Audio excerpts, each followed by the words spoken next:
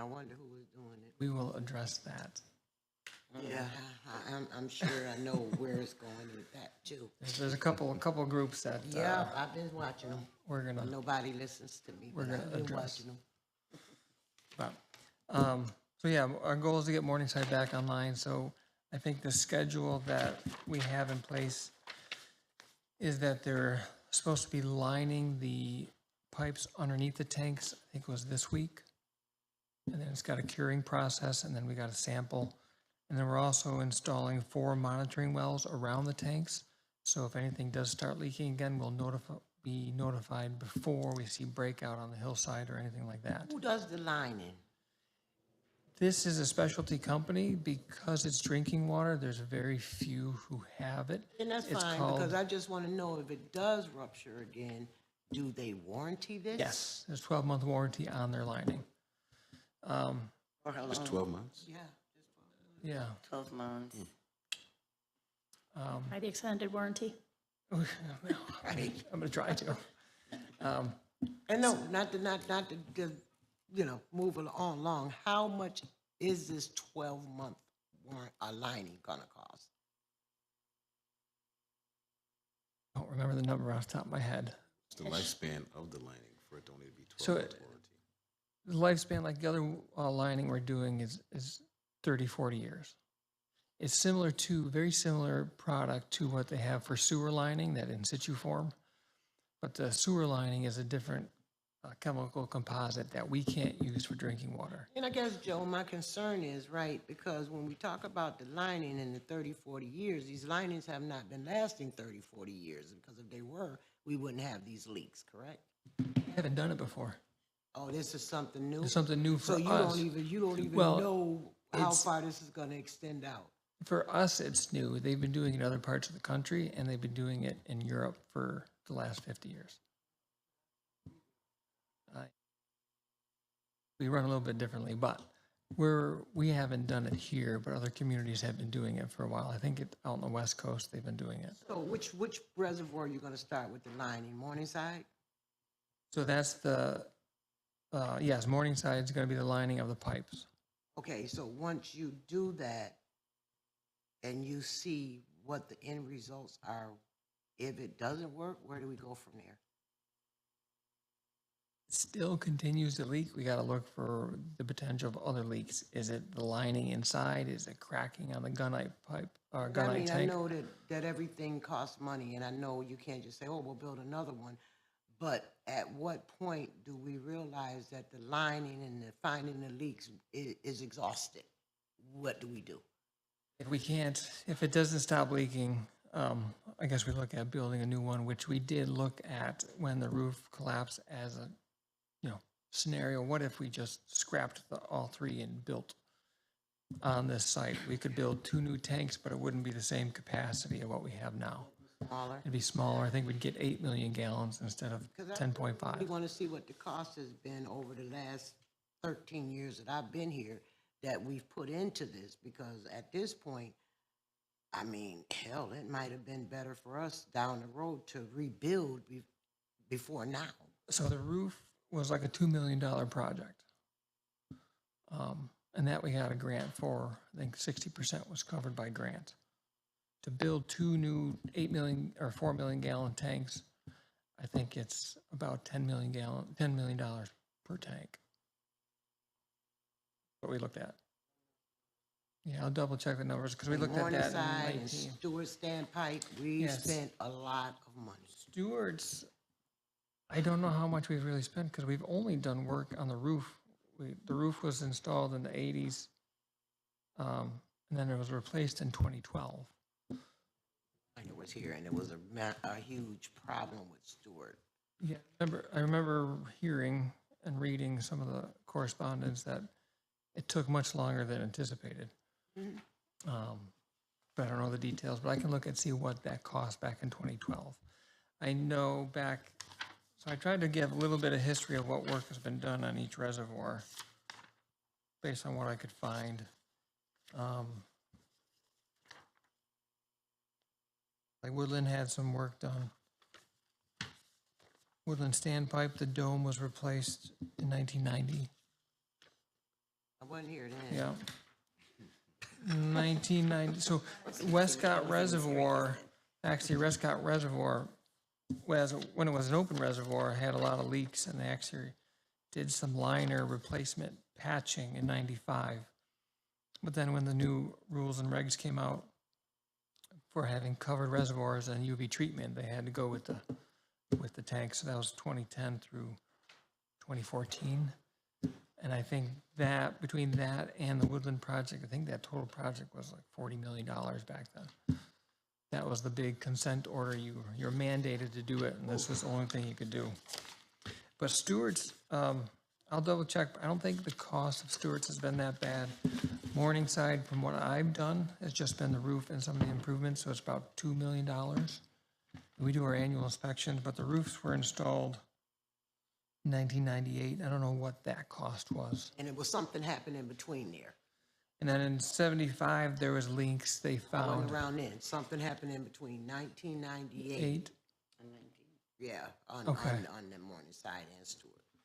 All right, I'll look, because looking quickly in the reports and stuff, I didn't see anything that jumped out at me, but I'll take a look.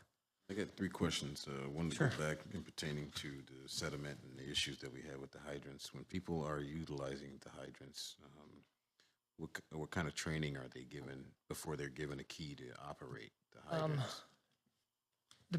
I know we've talked to contractors who use it on how to use the hydrants. You know, you turn it on slow, you turn it off slow, because you don't want to create a water hammer and stir up anything in the system. Because once you crank that thing really fast, which really, there's a really good presentation I can give you guys on that, but it creates a different flow dynamic in the pipe and stirs everything up. And when you shut it really fast, the best way to describe it, when you're shutting a hydrant or a valve at that matter really quickly, you know, you think it's a water column coming through the pipe. You don't anticipate how much force it really has, but if you have water flowing at 80 pounds per square inch and you have a 12-inch main, you figure out how many square inches you have. That's how many pounds of pressure that's pounding against that valve. And since water's not compressible, that sudden stop has to get absorbed somewhere, so it shoots backwards through the water column of the pipe. And any leaks or fragile points of that pipe, that's where you get a crack. That's where you get a break. Have you noticed any issues with projects being, around each height? Like, say a contractor needs a hydrant. After they get done using it, then you have to go back and deal with the sediment issue after they used it. We're seeing what we think, we found the correlation is where some of the city crews are using it to fill their equipment, like street sweepers and stuff like that. I believe they're turning it on too fast, shutting it off too fast. And that turn on too fast is causing that stir, because we've been finding that we're getting calls on the same streets that they're cleaning. Do all municipalities have rights to just give everybody free access to using No, it? we specify who has a hydrant permit. It's either on a seasonal basis, a daily basis, or a monthly basis. So we track who comes in and gets a permit and what they're using it for. Like some of the seasonal ones are like the garden clubs that just hook up a hose to do the flowers and stuff like that. But contractors also request whether they're doing demolition of houses. They might need to hose the house down for asbestos or whatever, but And are those hoses supposed to stay there? Because like I said, I see a lot of stuff, right? And I've noticed, and I know who the contractor is, and they turn on the hose, and then when I go back through, they still have that hose on that hydrant. Is that supposed to stay like that? if they're coming back routinely on that day to fill stuff up, that's fine, as long as they take it off at the end of the day. That's what they should be doing. Are they doing it? I'm not sure. I know I've seen a couple of the contractors. Because I want to know who monitors them. Is there a city person that goes out with them? Because, I mean, when you're talking about messing with these fire hydrants, you're talking about the drinking water, you're talking about the supply that if something happens, and then you're watching these outside contractors coming in and they're turning on these holes, and how do we know they're even doing it right? Because they're not out there to really care about what they're doing. They're out there to make that money that they're gonna get from the city. Right, so Or with our water. But anyway, connection is required to have a backflow preventer on it. So anything that is coming out of the hose can't come back into the system. You're requiring that of the people who are, Yes. well, who's inspecting that? So we provide some of that equipment to them. So, Yeah. I envision have, having like, like a the- water safety security person that So I literally actually- goes to every hydrant when somebody comes to tap in and say, okay, I'm watching. Yeah, so some of those, like, we don't know where they're gonna be doing the work, because they get a seasonal permit depending on what contracts are lid. But there was a couple of them that's like, I forget Don't call no names. I forget the name, but I did see a couple of them, and I said, take that hose off, I wanna see it. And they actually had the backflow preventer built into the hose because, like, normally it's a separate entity, but they have a hose that was built into it, so. So another question is, when you made a comment with our workers might be improperly doing it with timing, yes, how does that work? And you may or may not have the answer, or you don't.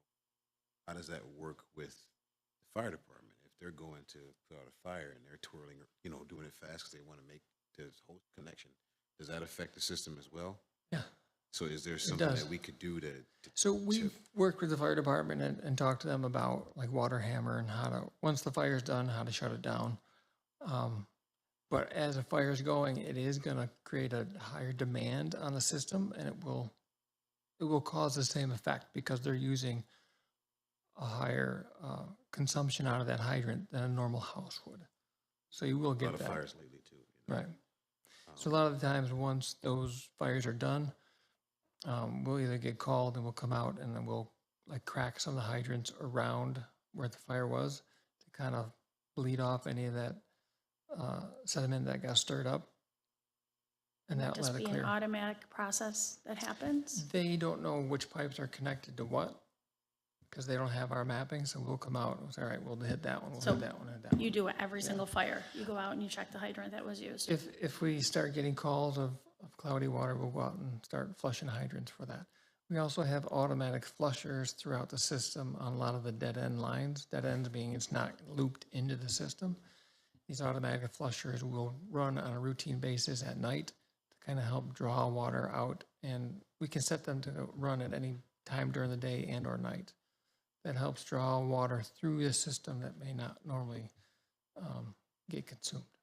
Second part of my question is the Morningside Reservoir is our most problematic reservoir out of all of them. Right now, yeah. Primary focus that you have right now. Yeah. What, explain to me like how your maintenance evaluation would go, like how would a person, like what's the day-to-day operation of checklist to say what's So depending on the reservoir, there's the Woodland and Westcott Reservoir are much more complex than the other ones. The other ones are pretty simple. There's maybe a chlorination pump and some chlorine residual meters. They're pretty basic on the east side. There's not a lot to them.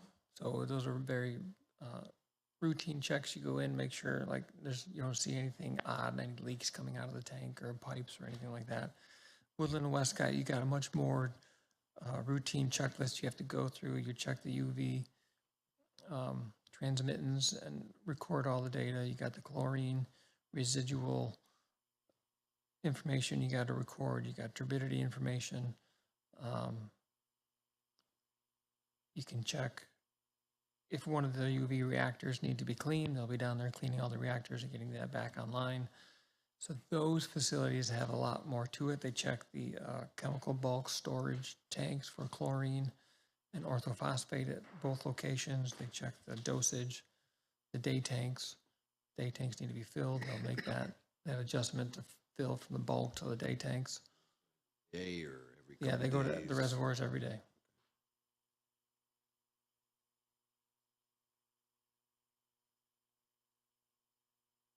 I have a question about the low-income water assistance program. Can you give us an update on where that is? Because I think, has it come to an end? It's coming to an end. I just found out this week it is done. I asked if they're going to renew it. They don't know yet. How long was it in existence? I think like a year and a half, maybe. Oh, that's it. Yeah, it wasn't that long. Okay. So what do you think the impact on our city is going to be for I our gotta low-income get- residents? There's still numbers coming in of payments coming in, so I don't know the total that we've recouped as part of that. I think a lot of that was built towards when water payments weren't required during the pandemic, and people got behind. That's kind of when it came out, so anybody in that threshold of, what's the word I'm looking for? Qualified for it? Qualified, thank you, that's what I'm looking for. That qualified could get their any back bills paid. So that's come to an end, so I guess I don't know the impact going forward, because it all depends on if people are gonna stay current with their bills. Nope. My pleasure. So also, how are our collections going in the water department? Do we have collections? I heard a rumor that we're millions behind in unpaid water bills. I don't know the number, we typically run behind, there's some delinquent payments, there's non-payment, but I don't have the totals. Like, you don't have a BAA for that, right? So how do you, So a lot of our delinquents, we'll send them a notice, and if they don't pay, we have the ability to shut them off. Gonna be renters. That's We can't gonna shut be without- renters off. Oh, okay, you can't. Can't, only owner occupied, because that was So then you send it to their tax bill. they'll come in and pay, or they'll make a payment plan to pay, and we'll turn them back on. And if they don't pay, it rolls to the taxes. So then they'll pay that way, but staying current is the best course of action, Of so we don't get course. behind.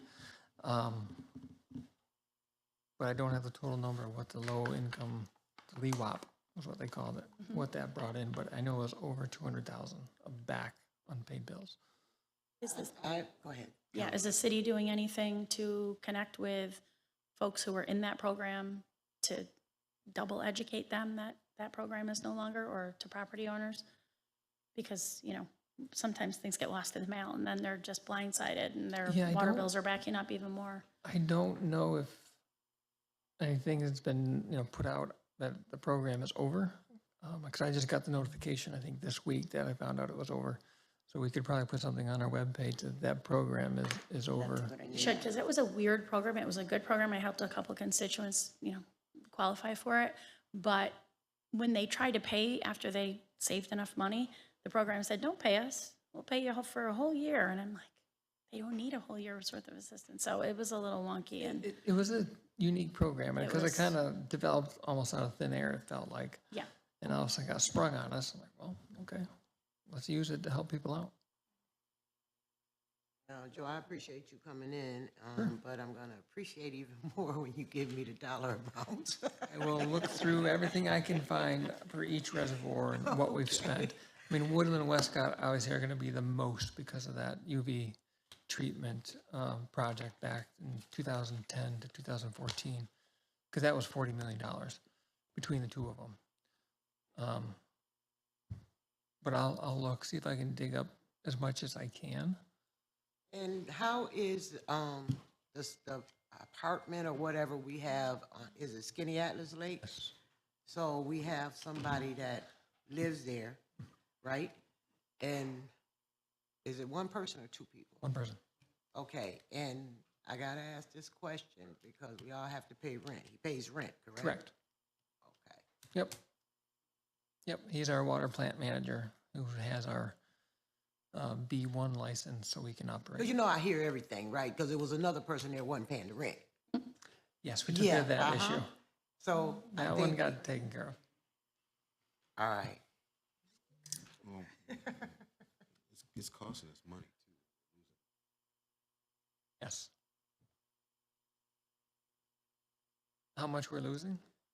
it's at 2 million gallons a day when it was leaking. So So, when it was leaking, I think it was only like a month, and I shut it down, and then all of a sudden, because that was in the wintertime too, because we were having a lot of big breaks happening. We had a big break.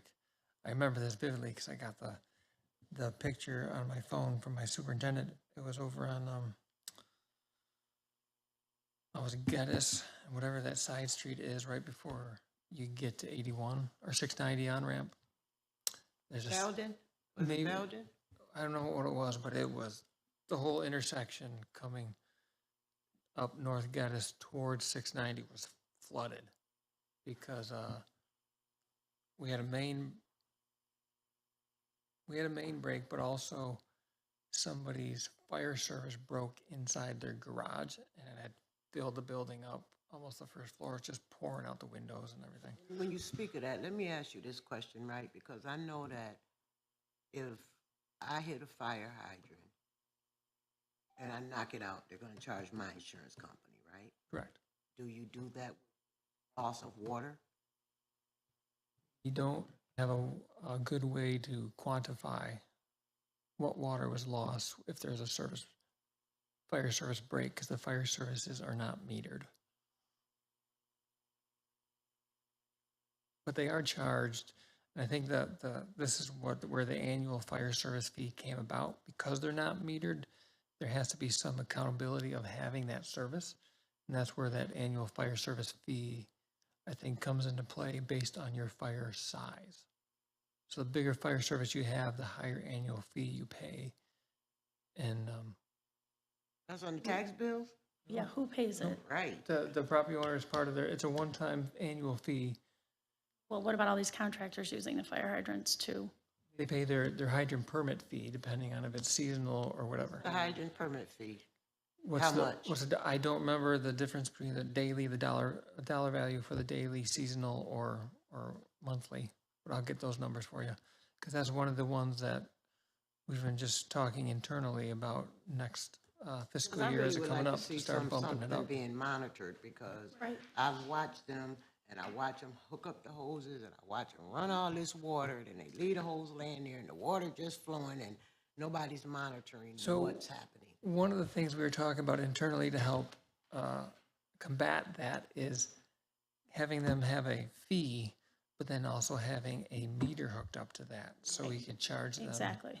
whatever they're consuming, so they're just not running all the time. So when For can no we do reason. that? So we're looking at how to set that program up so we can put it into place next fiscal year. Yeah.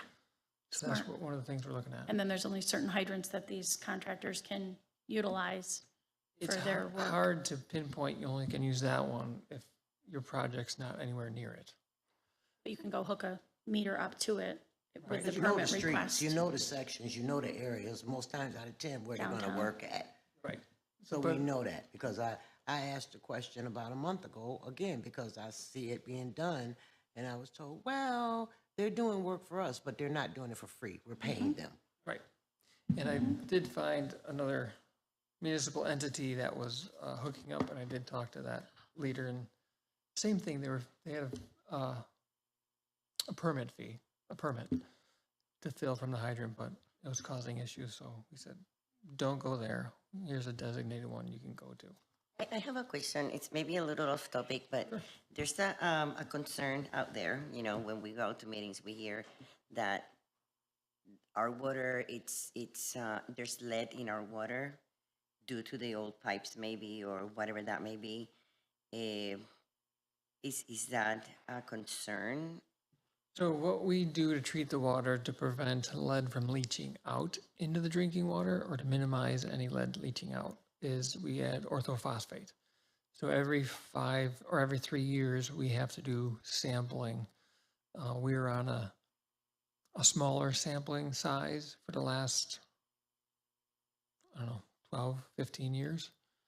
The state just did a update and made most municipalities in New York State to go back on the standard sampling. So we went from sampling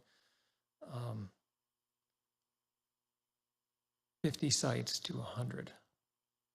And we have to do that every year. Because I think they're kind of getting ready for the lead copper rule that's coming out next October. So we're doing that now, we're updating. We're doing our sampling now. We have, I think, through December to complete our sampling. You sample areas or the So- whole city? The whole city, we spread it Oh, out. okay. And we, you know, when we're on the 3-year cycle, we would do different houses, so we wouldn't just pick the same house every time. Because if you already know the results, why would you go there again? let's find another spot. So if we have a trouble spot, let's find it, fix it, and make it right. This is my last one, because I'm gonna get out of here in a minute, but let me ask you this question. I had been reading an article, right? And it talked about the chlorine and the contaminants in the waters that leads to health issues.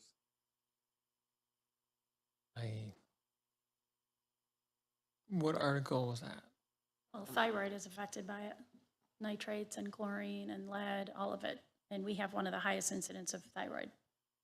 And Yes, so like the orthophosphate helps prevent leaching out.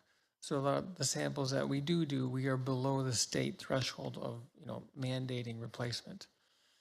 The state is now looking at, as their new lead copper rule is coming out, Because I'm is kind of curious, because I'm lowering just that gonna be threshold. honest about it, because I probably know myself 35, 40 people that's done had thyroid issues. Because personally, I'm one of them, and they had to take mine, and my whole family, and other people I know, so, and we've been here our whole life. So I'm, curious about that. Yeah, I haven't seen any of the data on what levels make it a concern, but I'll take a look, see if I can find something on it for thyroid issues. Because you probably wouldn't, because I think you guys are probably just looking at water quality. I don't know if you're overall looking at health concerns for folks. Well, I think I'm going to assume that the health concerns limitations were set by the state health department, and that's what we have to follow. So as long as we're below their threshold of concern or limitations, we should be in good shape. But as we start doing some of these capital projects, we are doing a lead replacement. And that's lead replacement from the water main all the way to the water meter in the house. So that'll eliminate that stretch, although it won't eliminate the piping that's already inside the house, in the walls and all that. Under the road. So, yeah, we're doing all that. No, not all of them, because some of those pipes, because I seen it, because I done had a couple dig ups, right? And when you look at those pipes are probably this round, and they look like they weigh more than the building. And I don't think they were dug up. I think that they're still the same pipes that's down there. So like what we're doing on West Genesee Street, we replaced, 2,000 feet of 16-inch water main. And we did several thousand feet of 8-inch and 12-inch water main on that stretch. But to eliminate digging up everything and having all of that cost, we also started lining the bigger water mains like we did on Montgomery a What couple about years the ago. little neighborhood side streets, though? So that's where we're going to start tackling next as part of these capital projects. If we line the big mains, because they are expensive to replace, they're very, very heavy, and the lead time to get those larger pipes is longer than the smaller ones, because most people are using 8 and 12-inch pipe. We're going to start probably replacing what we call like the offshoots. Yeah, they can get big. The biggest that we have in distribution is 48 inches. And that's coming out of Westcott Reservoir. So. All right.